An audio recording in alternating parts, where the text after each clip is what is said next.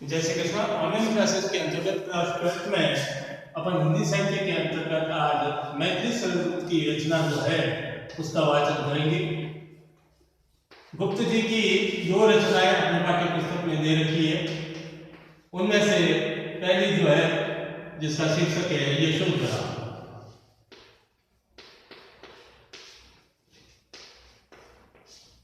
यशोधरा का अध्ययन करने से पूर्व अपन गुप्त जी का एक संक्षिप्त परिचय जान लेते हैं कि किसे कहते हैं, गुप्त जी कौन थे, क्या इनकी रचनाएं हैं। तो सर्वप्रथम मैथिली शरण गुप्त का जन्म जो हुआ था 3 अगस्त 1886 में उत्तर प्रदेश के झांसी जिले के चिर गांव में हुआ था। कहाँ पे हुआ था? उत्तर प्रदेश के झांसी जिले के चिर गांव में हुआ था। आप के पिता जो थे वे भी काव्य पाठ करते थे, वे भी कविता लिखने का शौक रखते थे। ब्रज भाषा में उन्होंने काव्य लिखा है। तो घर में एक कविता का माहौल था, एक साहित्यिक माहौल था। तो बाल्यावस्था से गुप्त जी कविता रचना प्रारंभ कर दिए थे। बाद में ये महावीर प्रसाद द्विवेदी जी के संपर्क में आए। उनके संपर्क में आने के पश्चात इनकी कविताओं में निखार होने लगा और इनकी कविताएं द्विवेदी द्वारा संपादित सरस्वती नाम की एक पत्रिका लिखी थी। उस पत्रिका में इनकी रचनाएं छपना प्रारंभ हुई। आपने देश की रक्षा के लिए स्वतंत्रता आंदोलन में भी भाग लिया। परिणाम स्वरूप इन्हें कई बार जेल जाना पड़ा। इनकी साहित्यिक सेवाओं को देखते हुए भारत सरकार ने इन्हें राज्यसभा का सदस्य मनोनीत किया था। इनकी मृत्यु 12 दिसंबर 1964 को हुई थी। इनके द्वारा जो रची गई पुस्तकें, लगभग 42 पुस्तकों की रचना आपने की। उनमें से प्रमुख है इनकी यशोधरा है, जयद्रव्रत है, झंकार है। इनके द्वारा एक खंड काव्य और एक महाकाव्य भी लिखा गया जिसके शीर्षक थे जय भारत। जय भारत था इनका महाकाव्य और पंचवटी इनका था खंड काव्य। आज जो हम पढ़ने जा रहे हैं उसका शीर्षक है यशोधरा। यशोधरा कौन थी? गौतम बुद्ध की पत्नी। तो यहाँ इस कविता में बुद्ध की पत्नी की यशोधरा की पीड़ा को उजागर किया है। जब गौतम बुद्ध अपनी पत्नी को सोते हुए छोड़ करके सिद्धि प्राप्ति हेतु घर त्याग दिया था। प्रातःकाल जब उठकर यशोधरा को इस बात की जानकारी होती है तो उसे बड़ा दुख होता, बड़ी पीड़ा होती। पीड़ा इस बात की नहीं है कि उसका पति चला गया। पीड़ा इस बात की है कि अगर वे मुझसे कहकर जाते तो क्या मैं उन्हें रोकती। पीड़ा इस बात की है कि इतने वर्षों तक साथ रहने के पश्चात भी वो मुझे पूर्ण रूप से पहचान नहीं पाया। पीड़ा इस बात की है कि उन्होंने मेरे प्रेम को एक तरह से नकार दिया, अस्वीकार कर दिया। यही बात वो अपनी सहेली से कहती है कि हे सखी, तू ही बता, अगर वे मुझसे कहकर जाते तो क्या मैं उनके पथ की बाधा बनती? नहीं, कदापि। हम सतरानी हैं। जब कभी भी देश को आवश्यकता होती है, युद्ध के बादल मंडराते हैं, तो हम ही सर्वप्रथम अपने पति को शस्त्र शास्त्र से सुसज्जित करके रण में भेजने का हौसला रखी, हिम्मत रखी। तो ये तो सिद्धि प्राप्ति हो गई। मैं तो उनके पथ प्रदर्शक बनती, उनको बड़े उत्साह के साथ, बड़े जोश के साथ मैं उन्हें विदा करती। लेकिन दुर्भाग्य मेरा कि शायद वे मुझे पूर्ण रूप से अभी भी पहचान नहीं पाए और यही कारण है कि वे मुझे बिना बताए घर से चले गए। मैं उनके फिर भी मंगल कामना करती हूँ, उनकी सिद्धि की प्राप्ति के लिए मैं उनकी दुआएं करती हूँ। अपनी इस पीड़ा को, अपने इन मनोभावों को व्यक्त करते हुए यशोधरा कहती है कि सिद्धि हेतु स्वामी गए ये गौरव की बात। सिद्धि हेतु स्वामी गए ये गौरव की बात, पर चोरी चोरी गए यही बड़ा व्यागात। सिद्धि प्राप्ति के लिए मेरे स्वामी गए हैं, मेरे पति गए हैं, ये मेरे लिए गर्व की बात है, गौरव की बात है। लेकिन दुख इस बात का है पर वे चोरी चोरी गए, यही बड़ा व्याघात कहते हैं पीड़ा, दुख को।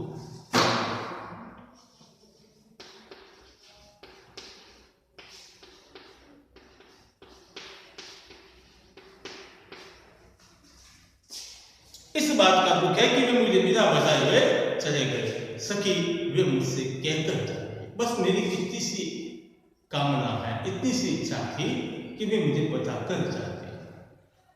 कह तो क्या मुझको वे अपनी पथ बाधा पाते, कह तो हे सखी तू ही बता, तू कह तो अगर वे मुझे बताते तो क्या मैं उनके राह की मार्ग की बाधा उत्पन्न करती, उन्हें रोकती जाने के लिए। कह तो क्या मुझको वे अपनी पद बाधा पाते, मुझको बहुत उन्होंने माना फिर भी क्या पूरा पहचाना, मुझको उन्होंने बहुत ही माना। ऐसी बात नहीं कि वे मुझसे प्रेम नहीं करते थे, मुझको बहुत मान सम्मान दिया, लेकिन फिर भी क्या पूरा पहचाना, अर्थात उनके मन में कोई न कोई मुझको लेकर के संशय था, शंका थी। इसका मतलब है कि उन्होंने मुझको पूर्ण रूप से नहीं पहचाना। अगर पूर्ण रूप से पहचान लेते तो वे मुझसे कह कर जाते। तो उनके मन में ये जो शंका थी, इसका मतलब है कि मैं अपना सर्वस्व देने के पश्चात भी उनके मन में वो विश्वास जागृत नहीं कर पाई जो जागृत होना चाहिए। कहीं ना कहीं मेरी भी ये कमी है। मैंने मुख्य उसी को जाना जो वे मन में लाते। अगर थोड़ी सी देर के लिए भी वे अपने मन में इस बात को ले आते कि इनके लिए तो यशोधरा के लिए मैं ही सब कुछ हूँ, इस बात को क्षणिक देर के लिए भी वे मन में लेके आते तो वे मुझे बिना बताए हुए नहीं जाते, सखी वे मुझसे कहकर जाते। स्वयं सुसज्जित करके रण में प्रियतम को प्राणों के प्रण में हम ही भेज देती है रण में शास्त्र धर्म के नाम। स्वयं सुसज्जित करके क्षण में, एक क्षण में जब भी आवश्यकता होती है, हमारे राष्ट्र पर शत्रुओं का आक्रमण हो जाता है, युद्ध हो जाता है, तब हम आगे पीछे की बिना परवाह किए स्वयं सुसज्जित करके क्षण में सजा बुझा करके आरती उतार कर शस्त्र शास्त्रों से उसे सुसज्जित करके क्षण में, एक क्षण में बिना विचार किए प्रियतम को प्राणों के प्रण में, उस युद्ध भूमि में जहाँ प्राणों की बाजी लगी हो, जहाँ मृत्यु साक्षात खड़ी हो, हम ही भेज देती है रण में। हम स्वयं चल करके आगे चल करके उनको युद्ध भूमि में भेज देते हैं जहाँ मरने की पूर्ण संभावनाएं होती हो, शास्त्र धर्म के नाते सतराणी है और उस शास्त्र धर्म की पालना हम जानते हैं, इसलिए उस धर्म की पालना हेतु हम स्वयं आगे बढ़ करके युद्ध भूमि में भेज देती है। सखी वे मुझसे कह जाते। जब इतना हम कुछ कर सकते हैं तो ये तो सिद्धि प्राप्ति जो गए, नेक कार्य के लिए गए, तो वे मुझे अगर कह के जाते तो मुझे अच्छा महसूस होता। मैं मानती कि उनके प्रति मेरे प्रति उनके हृदय में अथाह प्रेम छुपा हुआ है, नहीं तो ये शंका उत्पन्न करता है कि शायद उन्होंने मुझे अभी पूर्ण रूप से पहचाना नहीं है। हुआ न वो भाग्य की अभागा, किस पर गर्व अब जागा, वो अपने भाग्य को दोष करती है कि हुआ न वो भी भाग्य अभागा, वो भाग्य भी कैसा अभाग्यशाली है। किस पर निष्फल गर्व अब जागा, अब मैं किस पर गर्व करूं, गर्व करने योग्य नहीं बचा कि मैं उनकी अर्धांगिनी हूँ, ये गर्व के साथ मैं नहीं कह सकते। अर्धांगिनी यानी हर कार्य में आधा आधा का हिस्सा, यहाँ उनको इस हिस्सेदार नहीं बनाया, इसलिए अब मैं किस पर गर्व करूं। जिसने अपनाया था त्याग रहे हैं, जिसने मुझे लेके आए विवाह करके, उसी वही आज मुझे त्याग करके छोड़ करके एक तरह से चले गए। क्या कर जाते तो त्यागना नहीं होता, चोरी चोरी गए, बिना बताए गए। इसका तात्पर्य कि वे मुझे त्याग कर रहे हैं। स्मरणीय आते, ये बात जब मुझे बार बार याद आती है, मन को पीड़ा होती है, दिल को दुख होता। सखी वे मुझसे कह जाते, बस इतनी सी इल्तिजा है, इतनी सी विनम्रता है, इतनी सी लालसा है कि वे मुझे कहकर के जाते। नयन उन्हें है निष्ठुर कहते, पर इनसे जो आंसू बहते, सहृदय में कैसे सहते, कई तरह से खाते, सखी वे कह कर जाते। देखिए और की भावनाओं को यहाँ यशोधरा कह रही कि नयन उन्हें है निष्ठुर कहते, आंखें उन्हें निष्ठुर कह रही है कि बड़े निर्दयी है, बिना बताए चले गए। पर इनसे जो आंसू बहते, पर इन आंखों से जो आंसू बह रहे हैं, सहृदय वे कैसे सहते, इन्हीं आंसुओं के कारण मुझे लग रहा है। उन्हें मालूम था कि जब मैं उन्हें बताऊंगा तो यशोधरा की आंखों से आंसू टपकने लगेगी, वो रोने लगेगी, मना तो नहीं करेगी लेकिन रोने लगेगी, और बुद्ध उन रोती यशोधरा को आंसुओं को देख नहीं पाएंगे। सहृदय वे कैसे सहते, वे सहृदय दयालु है, वे इन आंसुओं को कैसे सह पाते, गए तरस ही खाते। इसी बात पर तरस खा करके वे मुझे बिना बताए हुए चले गए। खुद ही मन में उत्पन्न कर दी बात है, शंका खुद ही उसका निदान कर रही है। अब वो ये उपाय बता रही है कि क्यों नहीं कह के गए। इसका कारण कि वो बता रही है कि वो मुझे कहते तो मुझे रोना आता, मेरी आंखों से आंसू आ जाते और मेरा पति मेरी आंखों में आंसू नहीं देख पाता। इसी बात पर तरस खा करके, रहम कर करके फिर मुझे बिना बताए हुए चले गए। जय सिद्धि पावे वे सुख से, यशोदा कह रही कि जय वे सिद्धि पावे सुख से, दुखी न हो इस जन के दुख से। मैं दुआएं करती हूँ कि वे जहाँ भी जाए, जिस उद्देश्य की पूर्ति हेतु है, उन्हें उद्देश्य में सफलता प्राप्त हो, उनको सिद्धि की प्राप्ति हो। जय सिद्ध पावे वे सुख से, शुद्धता पूर्वक प्रसन्नता पूर्वक उस सिद्धि को प्राप्त करें। दुखी न हो इस जन के जन से, दुखी न हो इस जन के दुख से, इस जन यानी स्वयं के दुख से, मेरे को लेकर के वे किसी प्रकार की चिंताओं से ग्रसित नहीं रहे, दुखी ना हो। उपादम दूर मैं किस मुख से, उसे उदाहरण किस प्रकार से, उपादम के उदाहरण देना, किस मुख से दूर। आज अधिक हुई बातें, आज मुझे वे और अधिक प्यारे लगने लगे। क्यों लगने लगे? कि नेक कार्य के लिए गए, सर्व मंगल की कामना के लिए गए, इसलिए मेरे हृदय में उनके प्रति और गहरा प्रेम जागृत हो गया। उपादम मैं किस मुख से, मैं उन्हें उदाहरण नहीं दे सकती, ये पीड़ा है, लेकिन इस पीड़ा को मैं सुख करूंगी, उन्हें उपादन नहीं दे सकती। आज अधिक हुई बातें, आज मुझे तो और अधिक ये लगने लगे।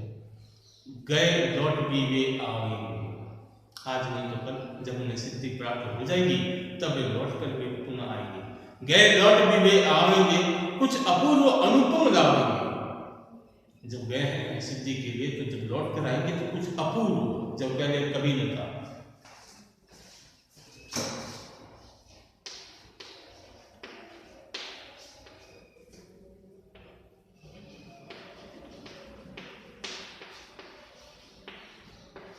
जैसा पूर्व में न था। अनुपम यानी सुंदर,